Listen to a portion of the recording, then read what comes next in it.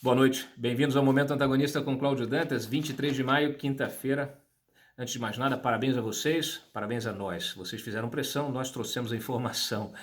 Me refiro àquela emenda Jabuti, que pretendia restringir os poderes da Receita Federal, proibir que auditores fiscais compartilhassem com o Ministério Público e com a Polícia Federal indícios de crimes não fiscais, como corrupção, lavagem de dinheiro, etc.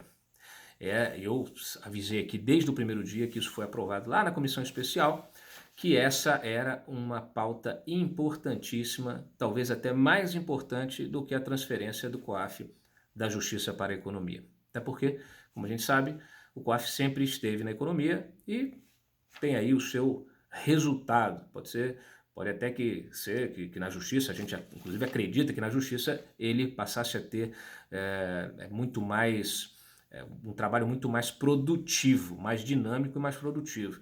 Certamente teria, mas a Lava Jato foi beneficiada pelo trabalho do COAF nesses últimos anos e isso funcionou lá na economia. Sérgio Moro combinou com o Paulo Guedes manter a equipe que ele nomeou lá na economia, então vamos torcer para dar certo, vamos ficar de olho fiscalizando. Paulo Guedes, vamos ficar de olho em você, fiscalizando para ver se a coisa corre do jeito que tem que correr. Mas, realmente, essa questão da receita era fundamental. Por quê? Porque o texto da emenda continha uma pegadinha. Ela dizia o seguinte, que olha, os auditores precisam de autorização judicial para compartilhar essa informação. Só que quem pede autorização judicial para ter acesso a essas informações bancárias, fiscais, que são sigilosas, é o Ministério Público e a Polícia Federal. Então, assim, e o pessoal estava falando, não, todo cidadão tem a prerrogativa de comunicar um crime, mas esse crime não é comunicado ao juiz, ele é comunicado justamente ao Ministério Público Federal ou à Polícia Federal, né? Ao Ministério Público ou à Polícia Federal. Eles têm prerrogativa de ir ao juiz, ao judiciário e pedir a abertura de uma investigação, etc., e outras medidas. Então, você criava uma situação em que o auditor não poderia fazer nada, o juiz não poderia fazer nada, o Ministério Público Federal e a polícia também, ninguém ia poder fazer nada, amarrava por completo, mais do que mordaça, era sabe, eram correntes, né, nos pulsos, nos pés dos auditores fiscais da capacidade de apuração desses crimes. Isso foi fundamental, inclusive tinha efeito retroativo, uma coisa absurda, porque colocaria em risco aí até autuações já feitas pela Receita, autuações até derivadas de investigações da Lava Jato, enfim, isso ia dar pano para manga. Claro que esse tipo de medida interessa a algumas pessoas, alguns grupos de interesse, e que são inomináveis, né? E a gente tem de fazer a nossa pressão, vocês do lado daí, a gente do lado daqui, para conseguir justamente impedir esse tipo de situação. Uma medida como essa, ela não pode ser tomada, ela não pode ser entubada, ela não pode ser colocada de forma sorrateira para ser aprovada, né, no Congresso Nacional. Então, assim, o mínimo que poderia acontecer é o seguinte, é um tema sensível, tem gente que diz que tudo bem, tem gente que diz que não, então vamos debater, vamos colocar isso no debate legislativo como tem que acontecer a coisa, né? É assim que funciona numa democracia. Então, eu até conversei isso aí quando entrevistei o Rodrigo Maia na segunda-feira, eu questionei sobre isso, até falei para ele, olha, isso aqui não faz sentido. Então, se tem que ter, ninguém está fugindo do debate, na verdade. Ninguém quer fugir do debate, ninguém quer impedir o debate, muito pelo contrário. Quem queria impedir o debate era quem estava colocando isso lá na surdina. Eduardo Braga, que sugeriu a MP, a emenda, né? E o Fernando Bezerra, que acolheu essa MP. Os dois do MDB, que não está no centrão, viu, gente? Importante aí frisar. O problema não é só o centrão, o problema é maior. E nesse caso, o Fernando Bezerra, o problema é maior ainda, porque o Fernando Bezerra é líder do governo. Então essa é uma medida, uma emenda que foi negociada naquele pacote, fizeram aquela puta pressão no executivo, com mais de 540 emendas, né? O Fernando Bezerra botou aquilo na mesa e, obviamente, que naquele jogo da barganha política, ali com o Onyx Lorenzoni, com o próprio presidente da República, que recebeu essa gente lá no Palácio, pareceu naquele momento ali uma solução, mas no final das contas não era solução alguma, né? Era também uma armadilha. O Onyx Lorenzoni, quando eu entrevistei ele no dia lá que isso foi aprovado na reforma, que a MP da reforma administrativa foi aprovada na comissão especial, ele me disse que estava satisfeito porque o governo tinha garantido 95% da estrutura administrativa, da nova estrutura administrativa que o Bolsonaro implementou, né, assim que assumiu o governo.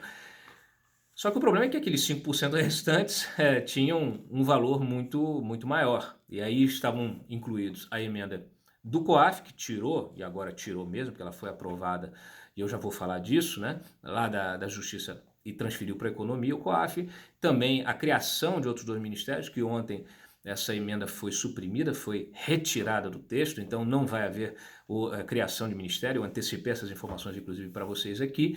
E também toda naquela discussão ontem no plenário, os deputados também conseguiram evitar a recriação de outros ministérios, como o Ministério do Trabalho, o Ministério da Cultura, né, o pessoal do PT especialmente, da esquerda, aí, querendo recriar esses ministérios, e isso foi vetado, foi barrado pelos deputados aí, governistas, vamos dizer assim, ou que integram essa base, entre aspas, de apoio ao governo.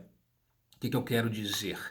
Quero dizer o seguinte: desses 5%, agora está reduzido aí para uns 4%, 2%, eu posso dizer que é o COAF que perdeu-se e os 2% da receita que se ganhou. Então, na verdade, aí a gente pode dizer que 98%, né, desse texto da MP foi preservado.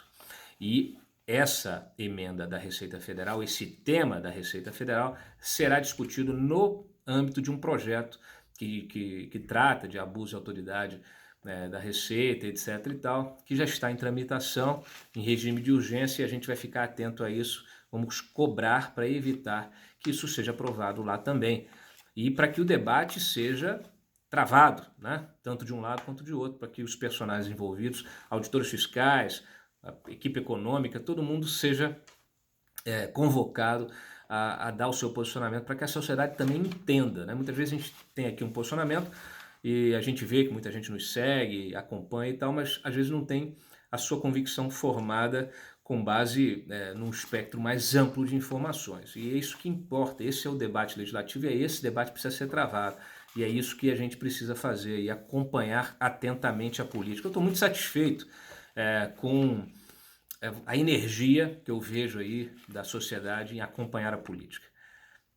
Eu digo para vocês que assim, é muito triste quando você faz denúncias, quando você traz informações estratégicas importantíssimas aí que estão aí correndo nos bastidores, documentos, né, sigilosos, aqueles segredos que ninguém quer contar, e você traz isso à tona, e é muito triste quando isso não tem repercussão, quando as pessoas não se interam disso, não querem participar.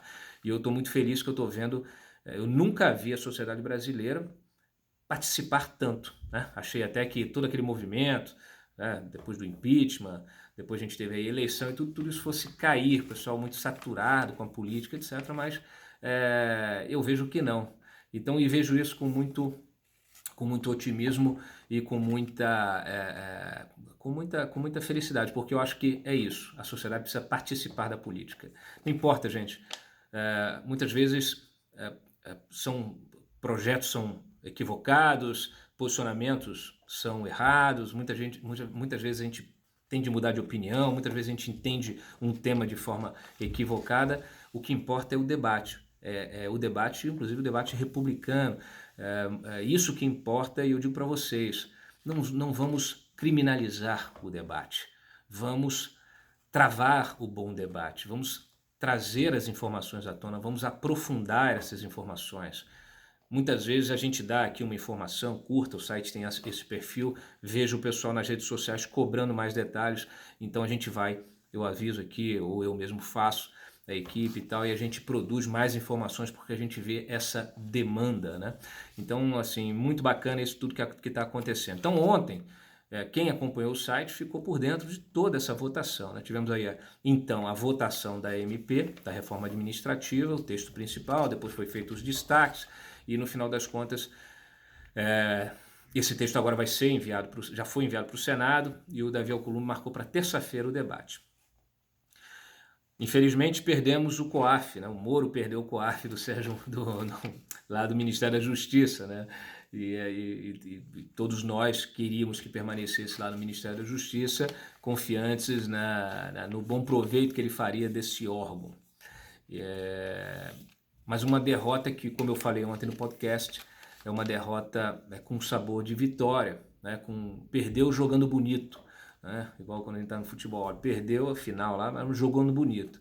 E o que eu digo de jogando bonito? Porque o Sérgio Moro, nas últimas semanas, ele se reuniu incansavelmente, recebeu no seu gabinete, foi na Câmara, travou debate, foi em audiência, recebeu gente no seu gabinete, senador, deputado, explicou, deu a sua perspectiva e tal, e conseguiu mudar muito voto, conseguiu virar muito voto. Tanto é que nós tivemos aí um placar muito apertado, 228 votos contra 210 votos, 18 votos apenas de diferença.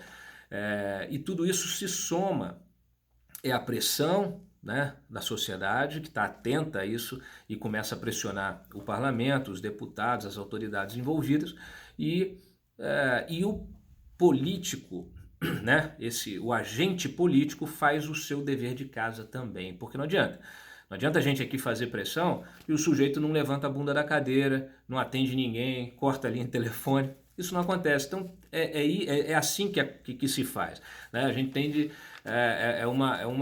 todo mundo se dando as mãos, né? É uma correia de transmissão onde as coisas vão se somando. Então, parabéns ao Sérgio Moro, parabéns aí a todos envolvidos nesse processo, viu, pessoal? Vários partidos aí, pessoal, inclusive independente de pertencer a partidos, se posicionando favoráveis à causa. Então, muitas vezes de forma contrária até ao posicionamento do partido. Muitos partidos tiveram de abrir mão, né, não puderam fechar questão porque a base estava rachada, as pessoas estavam discutindo a própria bancada, né, cada um tinha um posicionamento, então as lideranças, muitas delas abriram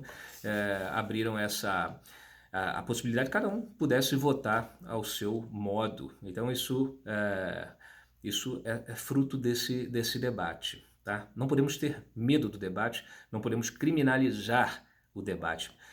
Temos de atuar com responsabilidade, com maturidade e exercer a cidadania da melhor forma. Essa é a melhor forma de exercermos a cidadania e o resultado está aí, aparece. Pode ser que a gente não vença todas as batalhas, mas com certeza a gente consegue prorrogação, a gente consegue um espaço aqui, um ali, e a gente também vence algumas delas, como já vencemos várias delas até aqui. Tá? Então, enfim, quero falar para vocês que muita gente, né, tinha expectativa de que esse texto pudesse ainda ser modificado no Senado, até me parece que o Álvaro Dias e alguns outros senadores se mobilizaram para apresentar um destaque, para tentar voltar com o COAF para o Ministério da Justiça, lá para o Sérgio Moro, mas é praticamente impossível que isso aconteça. Inclusive, na live aí mais cedo, o Bolsonaro falou disso, praticamente já abrindo mão, obviamente, de qualquer coisa. Por quê? Por questão de timing. Essa MP ela caduca no dia 3 de junho. Então é praticamente impossível você conseguir que ela vote no Senado. E aí, se houver uma modificação sobre o texto que foi aprovado na Câmara, esse texto que foi aprovado no Senado tem que voltar para a Câmara. Então volta para a Câmara, tem que convocar nova sessão do plenário para votar então a modificação, ou para referendar, ou para modificar de novo.